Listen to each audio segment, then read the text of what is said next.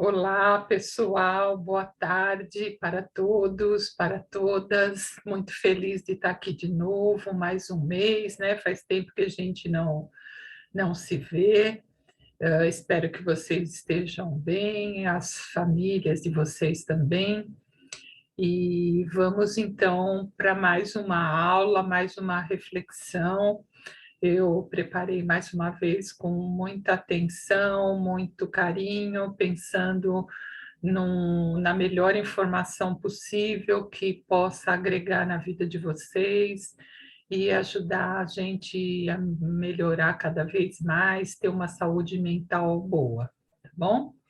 Então, vou mostrar para vocês o livro que eu escolhi esse mês e a gente vai fazer os comentários sobre ele, tá bom? Então, o livro é esse aqui, chama Agilidade Emocional, tá? Depois vocês podem, pelo título, pelo autor,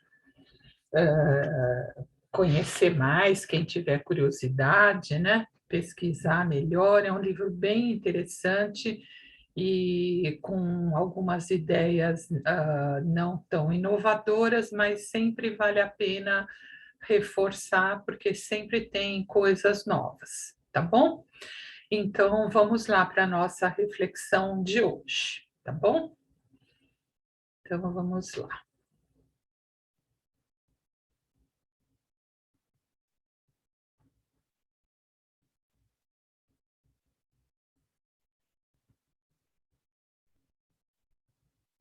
Só um minutinho para entrar.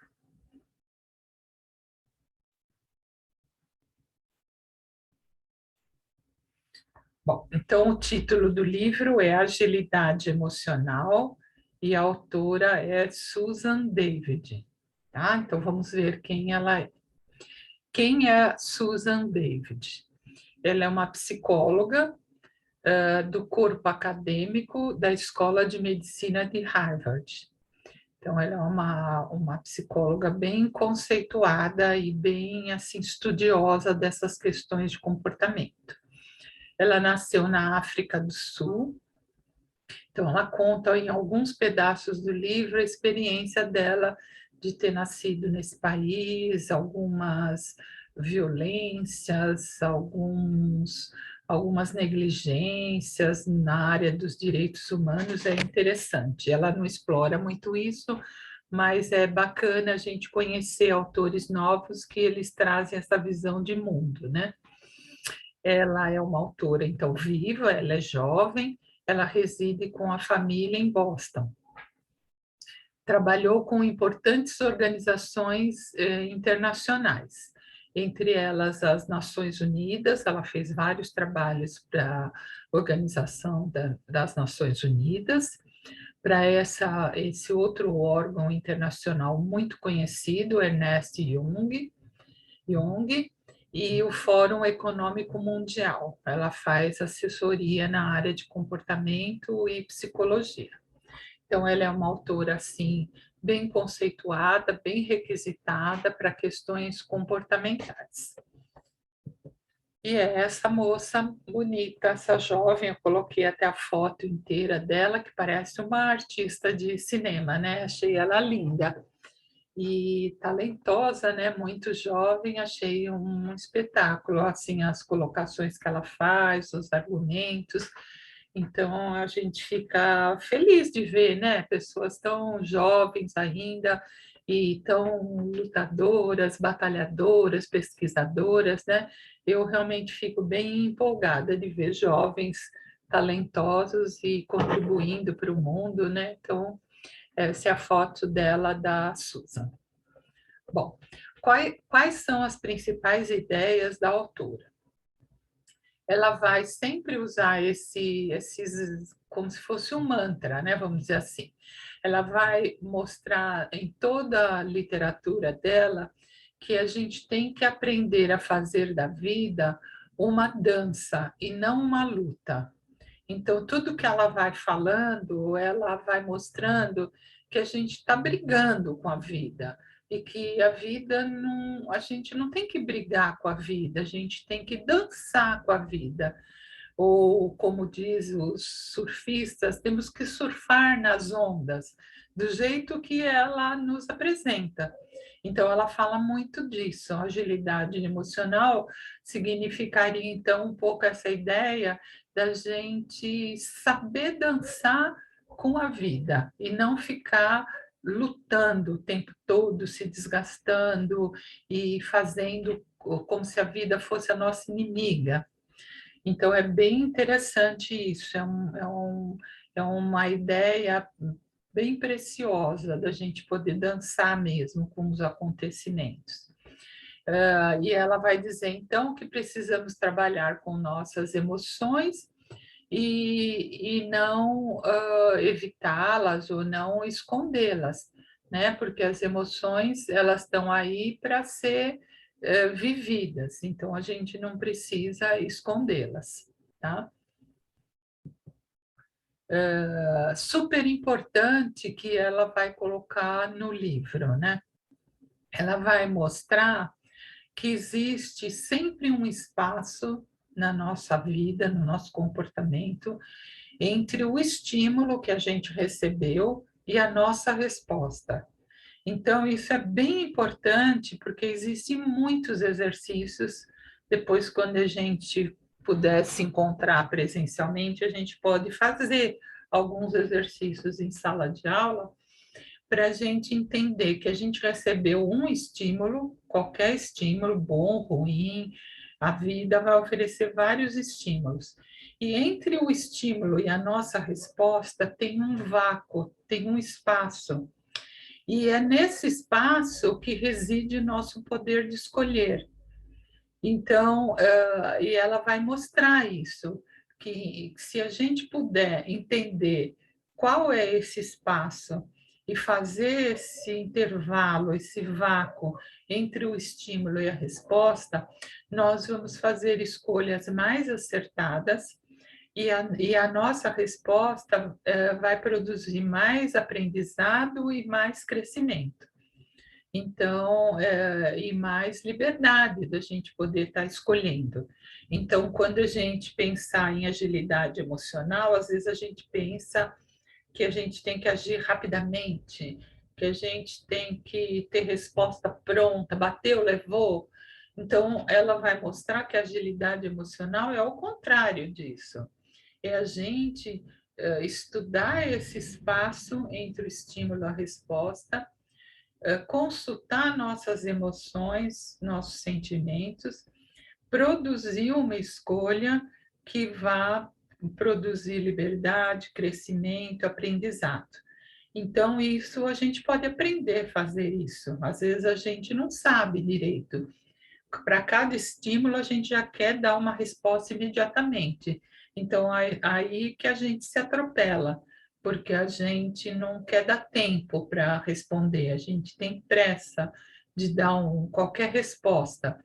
E a vida não precisa ter essa pressa, ou se a gente tiver tanta pressa, talvez a gente faça escolhas equivocadas e que a gente venha a se arrepender futuramente, né?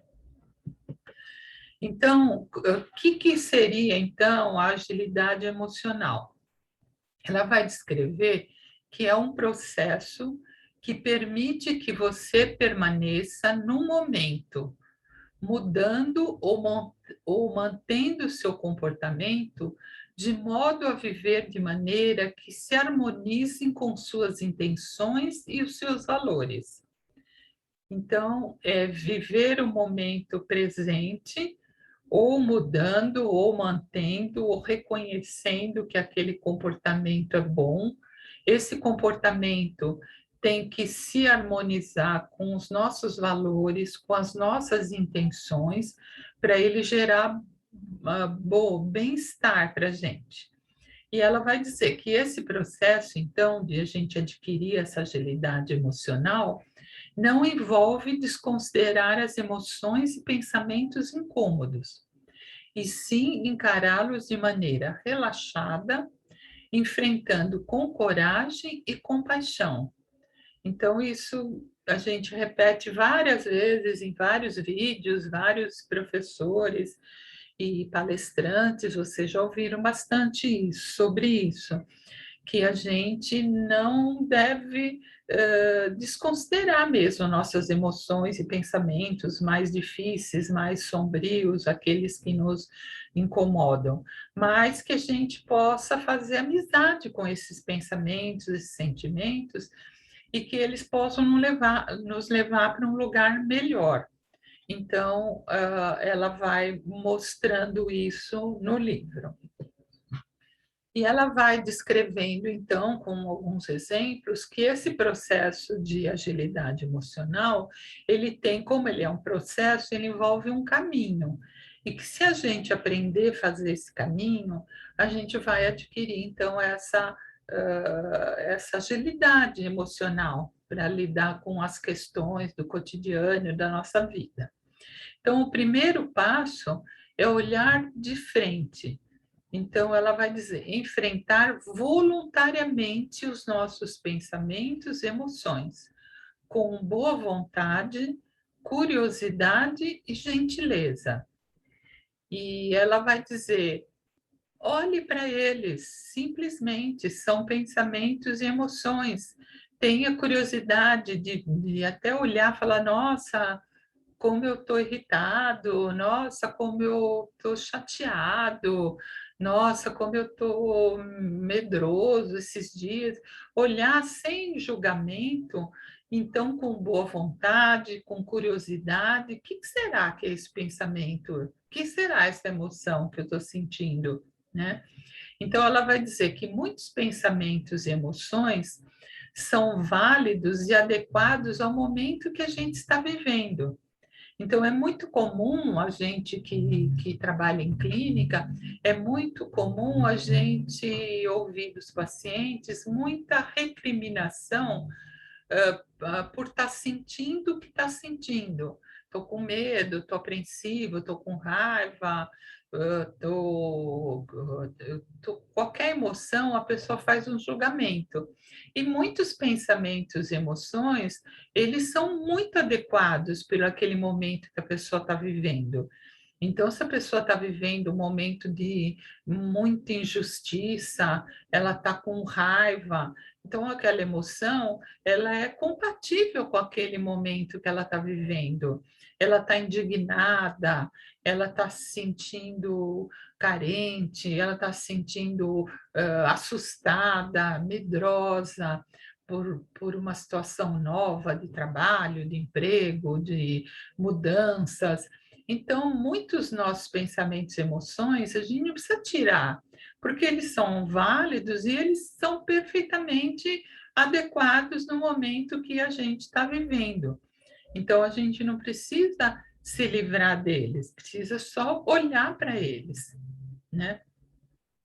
Outro dia, minha filha contar um testemunho que foi engraçado.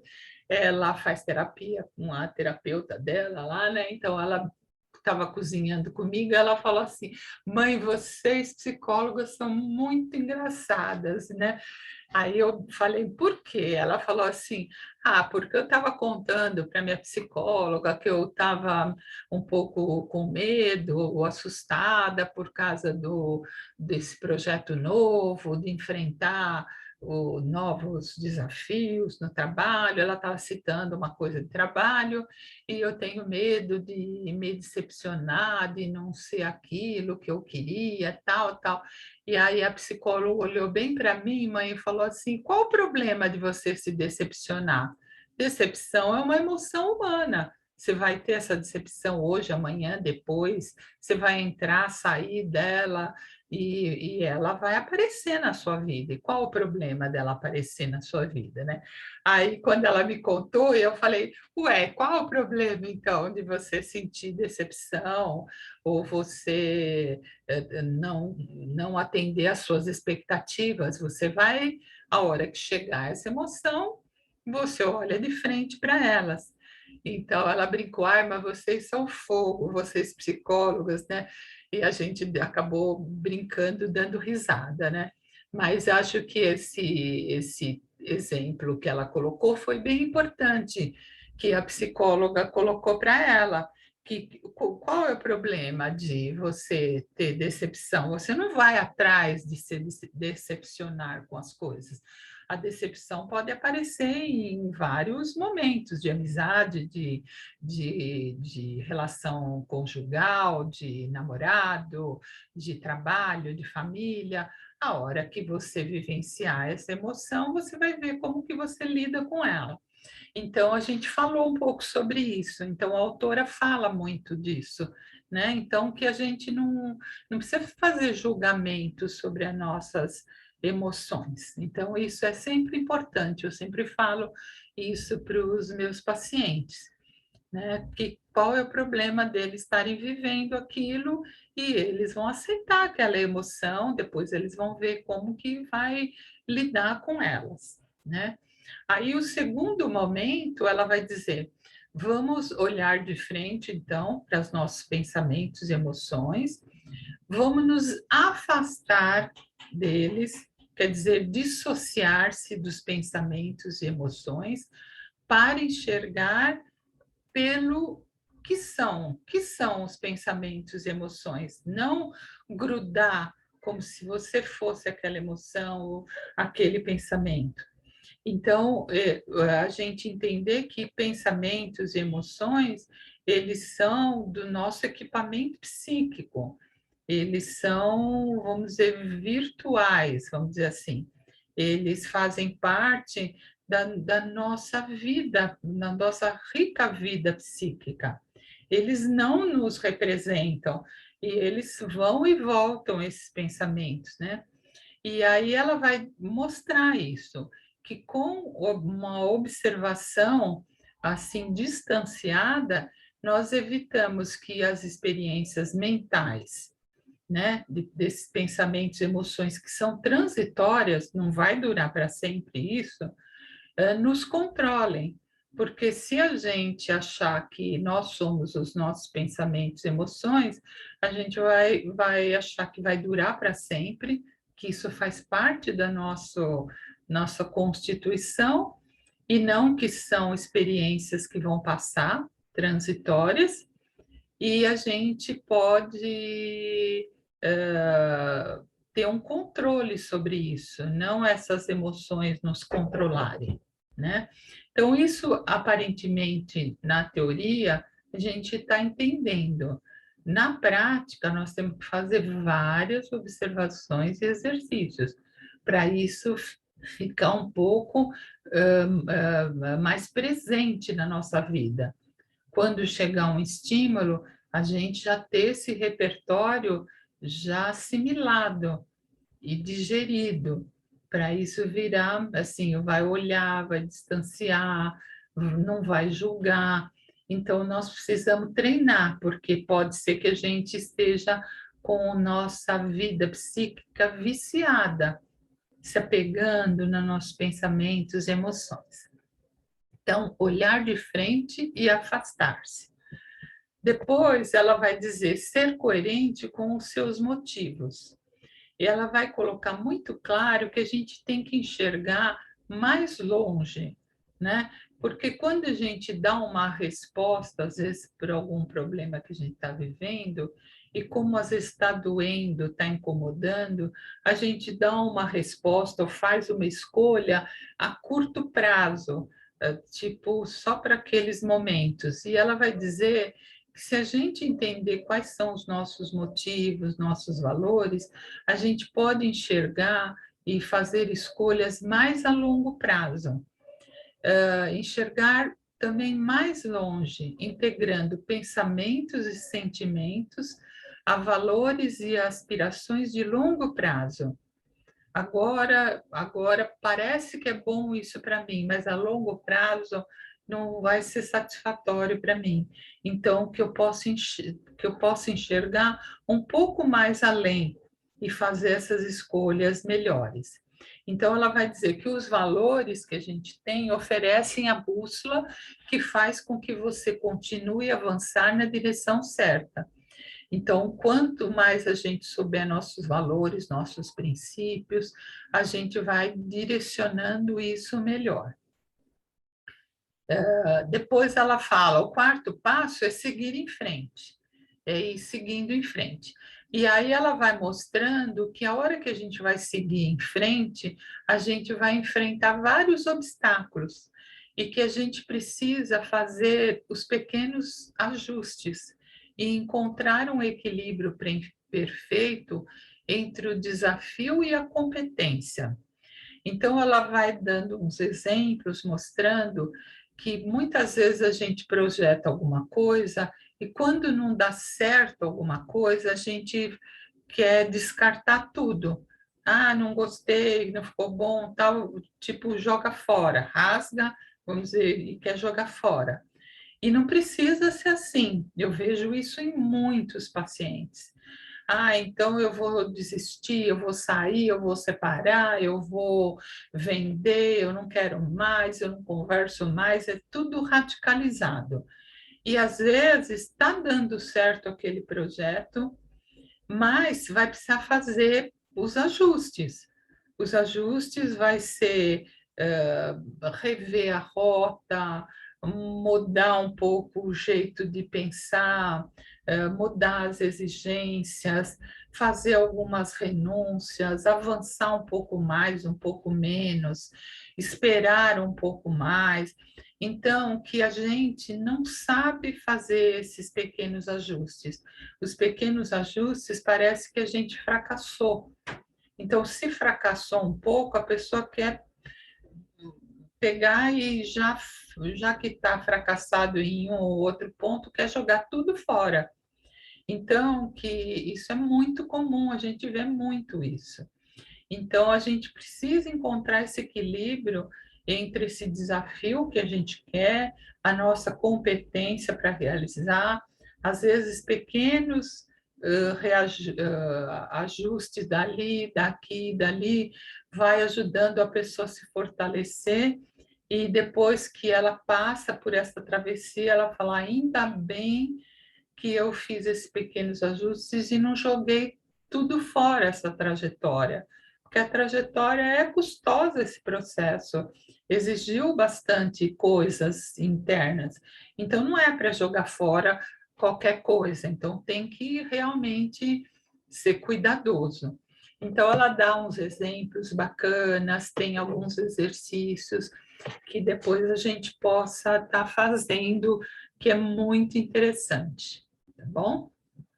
Bom, outra coisa que ela vai falar bastante, não aceite os seus pensamentos como fatos. A gente pensa que os nossos pensamentos são fatos, e ela vai mostrar para a gente, isso é muito interessante, e depois eu mostro para vocês quando a gente estiver em aula. Mas aqui, só para vocês entenderem, existe uma região no cérebro que chama giro angular.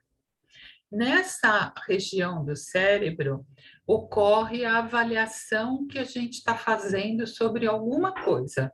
É nessa região que nós fazemos, então, um julgamento, uma inferência, uma avaliação sobre algum fato, sobre alguma coisa. Só que esse giro angular, que é essa região onde a gente faz essa avaliação, ela fica perto, ela fica, vamos dizer, num cruzamento, ó. Ocorre que neste lugar do cérebro há um cruzamento com outros centros, do tato, da audição e da visão. Então, como essa região ela processa e faz a avaliação, o julgamento, e ela está próximo de um cruzamento onde tem nossos centros do tato, audição e visão, isso produz, como a neurociência vai falar, uma fusão sensorial, vai fundir uma série de conceitos, de impressões, de percepções. Então, ela vai mostrar que os nossos pensamentos, então, eles vêm acompanhados, porque está perto dessa região do tato, da audição e da visão, eles vêm acompanhados de acessórios. Quais são esses acessórios? imagens visuais, símbolos, julgamentos, inferências, abstrações, imaginações. Então, ela vai mostrar que, por conta dessa proximidade cerebral, os pensamentos eles ficam, vamos dizer, sofisticados. Eles ficam cheios de a gente analisando o nosso pensamento, a gente já cria uma história, talvez a gente imagine o cheiro, o susto, o arrepio, sei lá, várias sensações pela proximidade dessa região. Então, ela vai mostrar que por isso que a gente não pode levar super a sério os nossos pensamentos, porque a nossa vida psíquica ela tem umas armadilhas é bioquímico, é cerebral, é neurológico. Então, a gente não pode levar super a sério nossos pensamentos. Isso a neurociência mostra com muita precisão isso. Tá?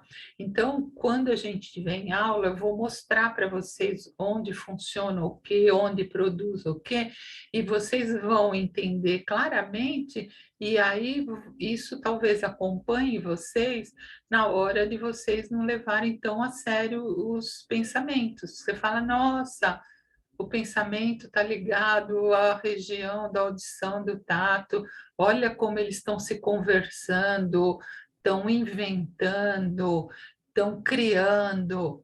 Vê de longe, né? Por isso que ela fala, afasta, vê de longe como que vai estar sendo produzido esses pensamentos. Aí ela vai mostrar que esse jeito de funcionar a nossa vida psíquica, ela é muito o aspecto, vamos dizer, positivo, é que a nossa vida mental, ela é vibrante e intensa, né? Porque a gente é cheio de fantasias, de julgamentos, de impressões, de percepções, né? Tá? Às vezes visceral, a flor da pele, vai mostrar que é muito rica a nossa vida mental. E o aspecto negativo, por ter tantas conexões, nós estamos à mercê de ideias invasoras. Então, está tudo meio misturado. Então, ao mesmo tempo que é rico e vibrante a nossa vida emocional, né, nossa vida humana, a gente também fica à mercê de ser invadido por coisas que a gente nem sabe e nem está ao alcance da gente. Então, ela sempre fala no livro, que é bem bacana, faça sempre a pergunta: quem está no controle? Eu, o pensador, ou o pensamento? Quem que está controlando a minha vida? Se a gente fizer essa pergunta, se for o pensamento que está controlando a minha vida, que a gente lembre dessas informações e que a gente seja o pensador. Quem tem que controlar é o pensador. O pensador pode controlar o pensamento. Então, quem está no controle? Faça sempre essa pergunta. Outra coisa interessante que ela coloca no livro, que eu vou até ler para vocês, ela fala que os pensamentos, eles contêm informações e não instruções. O pensamento traz informações, mas ele não é um guia, ele não é para instruir a gente a fazer determinadas coisas.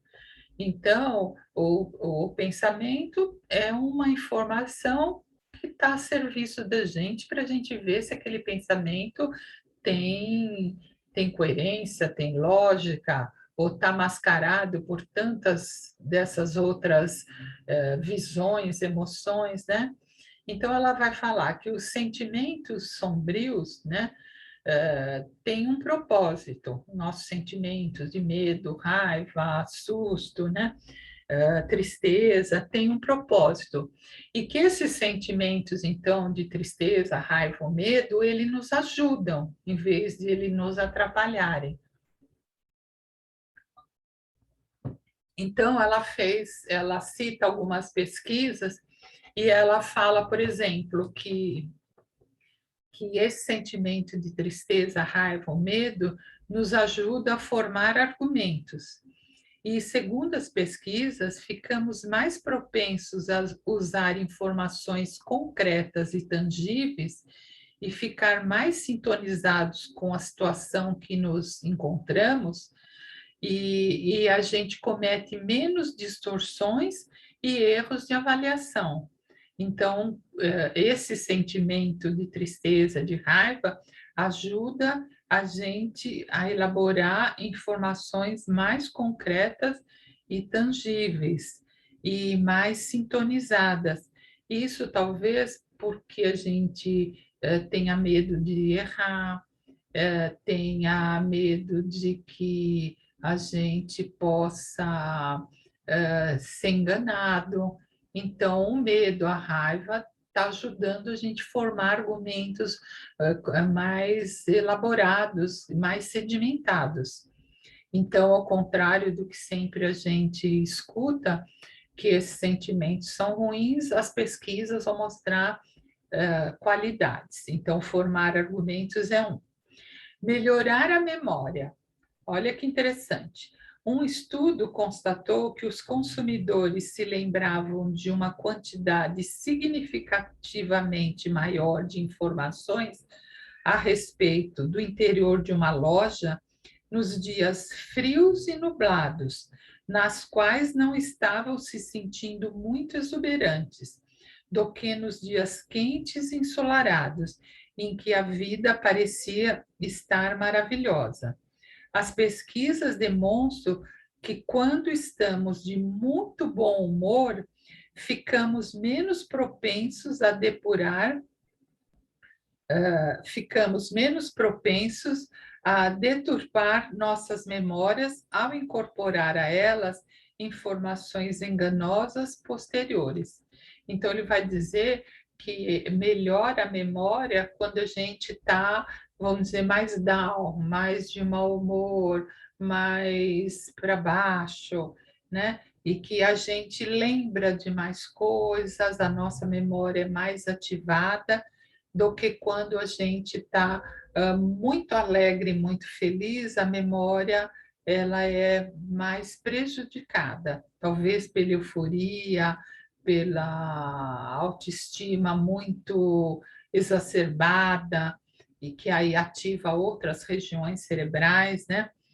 Então é interessante, é claro que a gente não vai precisar estar triste para melhorar a memória, mas quando a gente estiver triste, a gente saber que a nossa memória fica mais atenta, nós somos capazes de lembrar mais coisas, talvez a lembrança seja um pouco mais melancólica, seja um pouco mais entristecida, mas a memória melhora, né? Aí ela coloca outra coisa, a tristeza, a raiva, o medo, encoraja a perseverança. Aí ela vai dizer, nos estudos acadêmicos, quando uma pessoa está com uma disposição de ânimo mais sombria, ela tentará responder a um número maior de questões e acertará uma maior quantidade delas do que quando está se sentindo animada. Então, eles pesquisaram estudantes, pesquisaram várias pessoas que fazem concursos, tudo, e eles vão mostrar, ao contrário do que se diz, de que uma certa melancolia, uma certa tristeza, um lado um pouco mais sombrio, encoraja a pessoa a ser mais perseverante do que um estado de espírito mais, vamos dizer, excitado, mais esperançoso, aquela alegria tal.